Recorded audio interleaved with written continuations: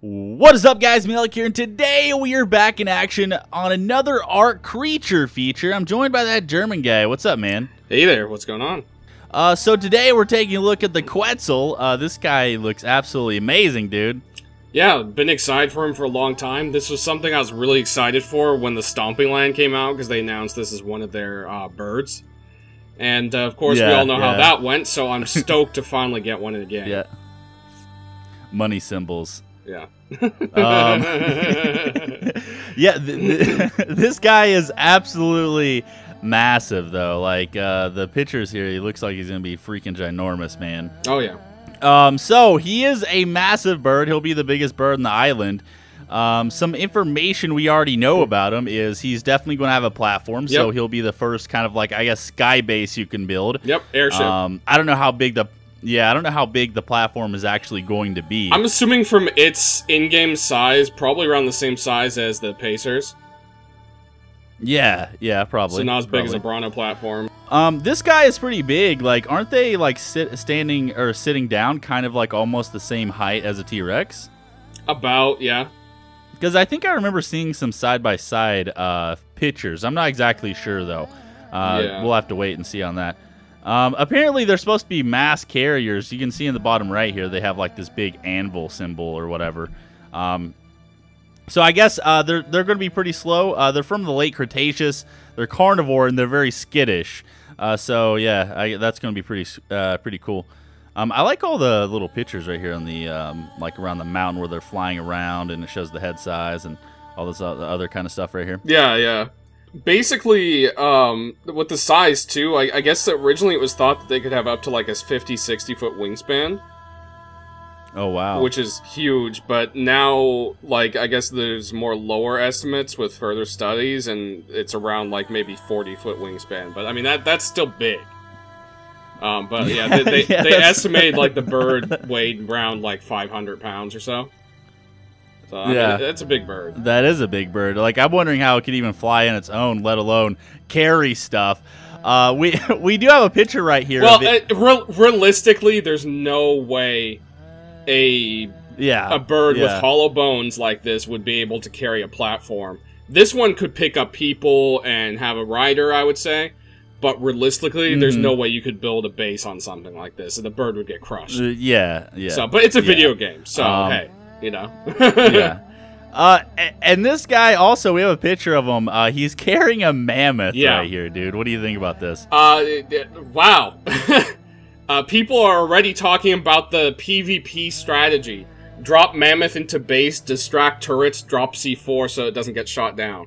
Because like grenades and rockets can be shot down by turrets, so you know people are already envisioning dropping mammoths into bases for turret distraction.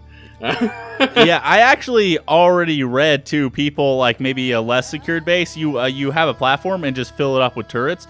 Drop in the middle of the base just with turrets and have the turrets just annihilate everything within sight. Yeah. Which would be crazy. Yeah. So I'm assuming some people are going to do some crazy stuff with that. But yeah, I wonder if the mammoth is like the absolute biggest thing in carry. I wonder if it can carry like well, of course it probably. I kind of hope so. It's already kind of crazy that you can build on it. The fact that it could pick up like a T-Rex or something just seems ridiculous. Well, I think what they want to do is just like the smaller birds can kind of pick up and carry some of the things. So it's like a progression system, you know what I mean? Yeah. You get the biggest thing, you can pick carry up this more. And that. Argent can pick up bigger. This guy can pick up biggest. And this will give you a way to like move your, I guess, anklos and, you know, like all that kind of stuff. So if you imagine going on a mining trip, you pick up your anklo with your Quetzal, drop it off in the mountain, then toss all the shit onto the Quetzal, fly back with the anklo. Yeah, that would be cool. That'd be awesome. Yeah. That's what I'm going to be using it for, probably. And just mass hauling of everything. Yep. Now, he's supposed to be pretty slow. I hope he's not, like, ridiculously slow. That would suck if he'd be super slow. Yeah. But yeah, how about we go ahead and read of the wild right here, man? Yeah, sounds good. From afar, it's hard to believe that the Quetzal is one of the largest avians on the island.